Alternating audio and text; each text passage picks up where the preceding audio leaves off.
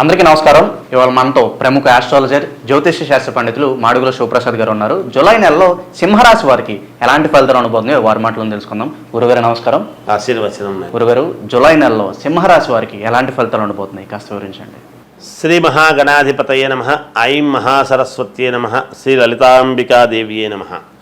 మాస ఫలాల కార్యక్రమములో భాగంగా ప్రతి నెల కూడా ఈ మాసములో 12 రాసుల వాళ్లకు ఎలా ఉంటుంది, ఏమిటి, ఎలా జరగబోతున్నాయి అనేటువంటి విషయము గురించి మనం ప్రతిసారి చెప్పుకుంటూనే ఉన్నాం.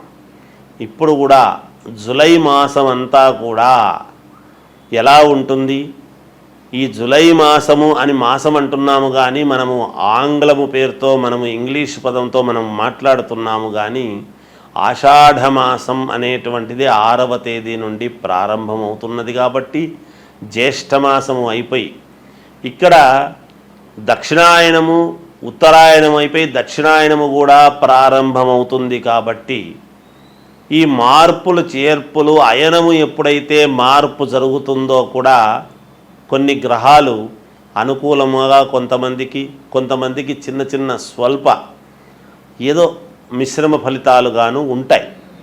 అయితే ప్రతి వాళ్ళు కూడా వ్యక్తిగతమైనటువంటి జాతకాలు అనేటువంటివి చాలా అవసరం. ముఖ్యంగా అందరూ ఒకే లగ్నములో పుట్టి ఉండరు కదా. ఎవరెవరు ఏ లగ్నములో పుట్టి ఉంటారో ఆ లగ్నము నుండి మనము చూసుకోవాల్సినటువంటి అవసరము ఉంటుంది. కాబట్టి పైగా ఈ మాసములో శని వక్రగతి అనేటువంటిది కూడా ఉన్నది. కాబట్టి ఎవరెవరికి ఎటువంటి ఫలితాలు ఇస్తారు, ఏమిటి, ఆ ఫలితాలు ఎలా ఉండబోతున్నాయి అనేటువంటి దాని గురించి ఇప్పుడు నేను మీకు క్షుణ్ణంగా తెలియజేస్తాను.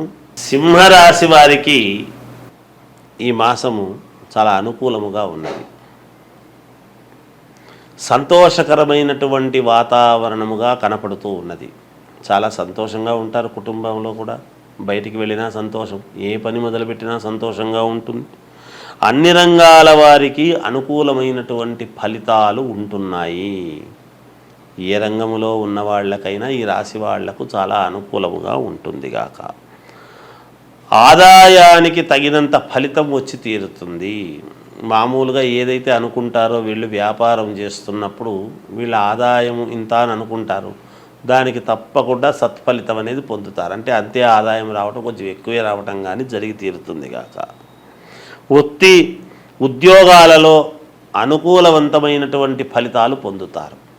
కొత్తగా ఉద్యోగాలు కావాలనుకునేటువంటి వాళ్ళు కానీ లేదా ఒక ఉద్యోగం చేస్తూ ఉన్నప్పుడు దాంట్లో కొంచెము ప్రమోషన్లు రావటము కానీ శాలరీ పెరగటము లాంటిది కానీ ఇలా ఏదైనా కావచ్చు కాక, ఇటువంటివి వీళ్లకు మేలు జరిగే అవకాశాలు ఉన్నాయి. చేపట్టినటువంటి వ్యవహారాలలో అన్ని రకాల అనుకూలతలు కనపడుతూ ఉన్నాయి. ఏది పట్టుకున్నా అనుకూలవంతముగానే ఉంటుంది ఈ మాసం ఈ రాశి వారికి.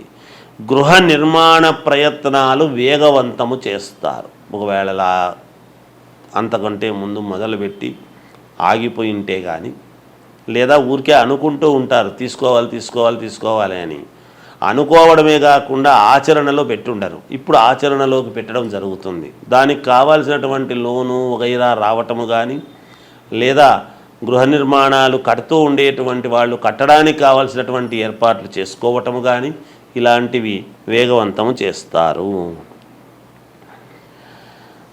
సన్నిహితులకు సహాయ సహకారాలు అందిస్తారు. మీకు కావాల్సినటువంటి వాళ్లకు చేస్తారు గాక. సంఘములో పెద్దల నుండి ప్రశంసలు పొందటం అనేటువంటిది కూడా జరుగుతుంది. అంటే పేరుగల వాళ్ళు, సంస్థలు మిమ్మల్ని గుర్తించి సన్మానాలు చేయటము కానీ, లేదా ప్రశంసించడము కానీ, లేదా ఉద్యోగం చేస్తూ ఉండేటువంటి వాళ్ళు పై అధికారులతో ప్రశంసలు పొందడము కానీ ఇలాంటివి ఏవైనా ఉండవచ్చు గాక. శుభకార్యాలకు బంధుమిత్రులను ఆహ్వానిస్తారు మీ ఇంటికి. అలాగే వ్యాపారాలలో మంచి లాభాలు పొందుతారు ఈ మాసమంతా కూడా. విద్యార్థులు పోటీ పరీక్షలలో ఉత్తీర్ణత అనేటువంటిది సాధించి తీరుతారు ఈ మాసంలో. మనసు ప్రశాంతముగా ఉంటుంది, స్థిరమైనటువంటి ఆలోచనలు చేస్తారు. ఈ మాసములో స్థిరాస్తి క్రయ విక్రయాలలో ఆశించిన దానికంటే ఎక్కువ ఫలితాన్ని మీరు పొందబోతున్నారు అనేటువంటిది తెలియజేస్తూ జయోస్తు. గురుగారు, జూలై నెలలో సింహరాశి వారు ఎటువంటి పరిహారాలు చేసుకుంటే వీళ్ళకి శుభ ఫలితాలు ఉంటాయి? సింహరాశి వారు ఈ జూలై మాసంలో ఎటువంటి పరిహారాలు చేసుకుంటే మేలు అంటే, మీ ఇంటి దేవుణ్ణి మీరు ఆరాధించుకోండి, ఆ ఇంటి దేవుడికి సంబంధించినటువంటి దేవాలయాలకు వెళ్ళండి, పూజలు చేసుకోండి, మేలు జరుగుతుంది. జయోస్తు. జూలై నెలలో సింహరాశి వారికి ఎలాంటి ఫలితాలు ఉంటాయో తెలియజేసినందుకు ధన్యవాదాలు గురుగారు. జయోస్తు. అందరికీ నమస్కారం. ఇవాళ మనతో ప్రముఖ ఆస్ట్రాలజర్, జ్యోతిష్య శాస్త్ర పండితులు మాడుగుల శివప్రసాద్ గారు మనతో ఉన్నారు. ఆషాఢ మాసం యొక్క విశిష్టతను వారి మాటలోనే తెలుసుకుందాం. గురుగారు నమస్కారం. ఆశీర్వచనం నాయన. గురుగారు, ఆషాఢ మాసం యొక్క విశిష్టతను కాస్త వివరించండి. అలాగే ఆషాఢ మాసంలో చేయాల్సిన పనులు ఏంటి, చేయకూడని పనులు ఏంటి కాస్త వివరించండి గురుగారు. శ్రీ మహాగణాధిపతయే నమః. ఐం మహాసరస్వత్యే నమః. శ్రీ లలితాంబికాదేవ్యై నమః. ఆషాఢమాసము యొక్క విశిష్టత ఏమిటి, ఆషాఢమాసములో చేసుకోవాల్సినటువంటి పనులు ఏమిటి, చేసుకోకూడనివి ఏమిటి అనేటువంటివి సరే ఎంత తెలిసినా ఏదో ఒక అనుమానము, మానవులము సహజము కదా, ప్రతిదీ కూడా మనము సందేహము అనేటువంటిది వచ్చినప్పుడు తెలుసుకోవాలి అనేటువంటి దాంతో అడుగుతూ ఉంటారు. సర్వమానవాళికి తెలిసే విధముగా చెప్పటము మా వంతు కర్తవ్యముగా భావించి తెలియజేస్తూ ఉంటాం. ఆషాఢమాసం అనంగానే ఆషాఢమాసం వస్తుంది కదా, శుభకార్యాలు చేసుకోవటానికి అవకాశము ఉండదు అనేటువంటిది అందరికీ తెలిసిన విషయం.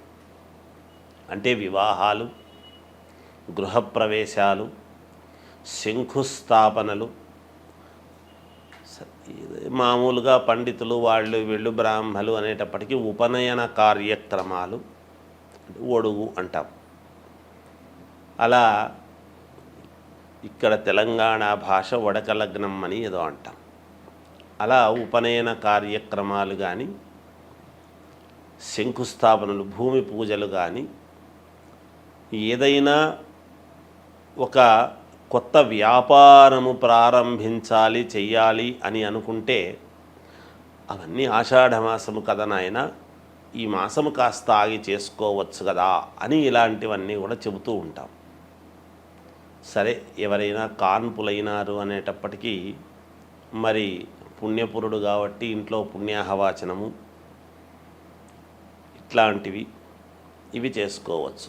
ఆషాఢమాసములో చేసుకోకూడనివి అంటే శుభకార్యాలు ఏవి తలపెట్టేదానికి ఉండదు.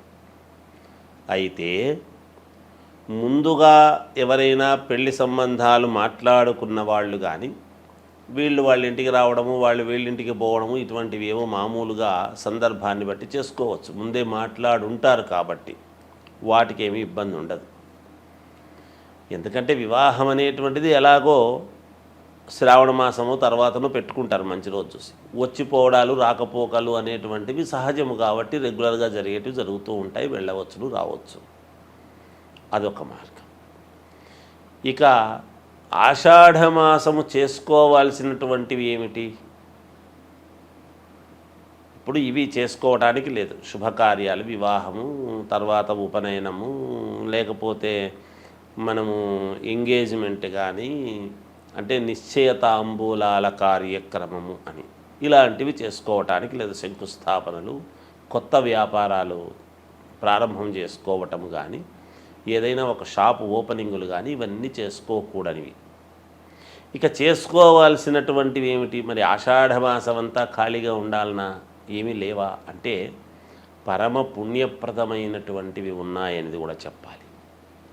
ఏమిటి అంటే ఆషాఢమాసములో ఆషాఢ పాడ్యమి నుండి, అంటే అమావాస్య అయిన తర్వాత వెంటనే వచ్చే పాడ్యమి నుండి నవమి వరకు గుప్త నవరాత్రులు అని అమ్మవారివి ఉన్నాయి. ఇవి వారాహి నవరాత్రులు అంటాం. ఈ గుప్త నవరాత్రులు దేనికి? గుప్త పేరులోనే గుప్తము అంటే ఏమిటి అంటే రహస్యముగా చేసేటువంటివి. దాని యొక్క అర్థమే గుప్తము అని. రహస్యంగా ఎందుకు చేయాలి అంటే అందరి యొక్క దృష్టి పడటం అనేటువంటిది మంచిది కాదు కాబట్టి. కొన్ని పూజలు అందరికీ తెలిసేట్టుగా చేస్తాం. ఈ గుప్త నవరాత్రులు అని ఎప్పుడైతే రాత్రి శబ్దముతో మనము మాట్లాడుతూ ఉన్నామో ఇవి సంవత్సరానికి ఎప్పుడూ కూడా మామూలుగా ఉగాది పండుగ సమయంలోను, ఇలాంటి ఆషాఢమాస సమయంలోను, తర్వాత శారదా శరన్నవరాత్రోత్సవాలు అని ఇలా వస్తూ ఉంటాయి. మనకందరికీ దసరా పండుగలు మాత్రమే ప్రాచుర్యం, అందరికీ కూడా తెలిసినటువంటిది. మిగతాటివి కాదా అంటే ఇవి కూడా ఉన్నాయి. ఇది రైతులకు చాలా ముఖ్యమైనటువంటివి ఈ గుప్త నవరాత్రులు అనేటువంటివి. ఏమిటి రైతులకు? ఎందువలన అంటే వరాహలక్ష్మీదేవి అంటాం.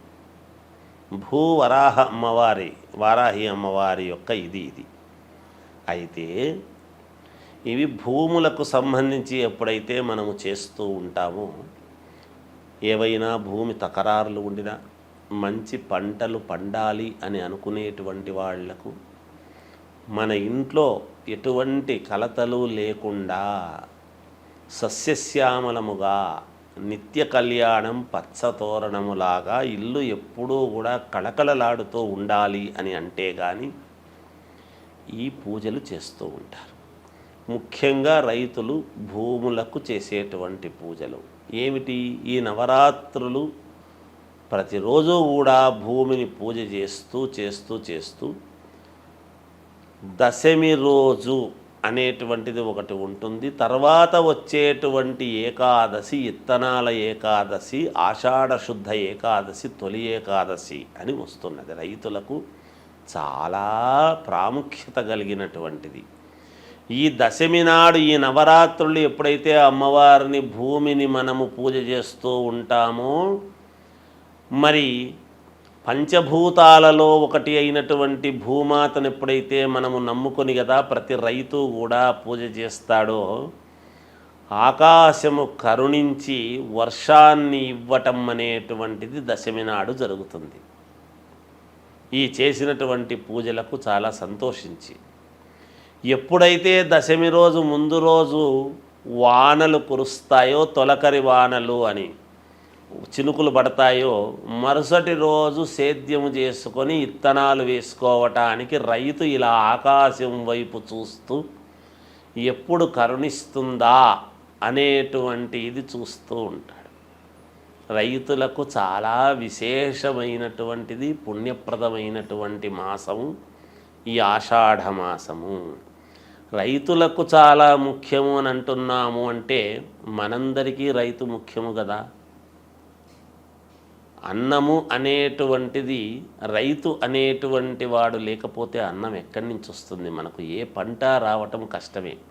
అందువలన అలా పంటలు పండించేటువంటి రైతులు చాలా సంతోషంగా ఉండటానికి ఈ ఆషాఢ మాసము అనేటువంటిది చాలా ముఖ్యమైనటువంటి మాసము. ఒక రకంగా రైతులకు చాలా పుణ్యప్రదమైనటువంటి ఇవి వస్తూ ఉన్నాయి అనేటువంటిది తెలియజేస్తూ జయోస్తు.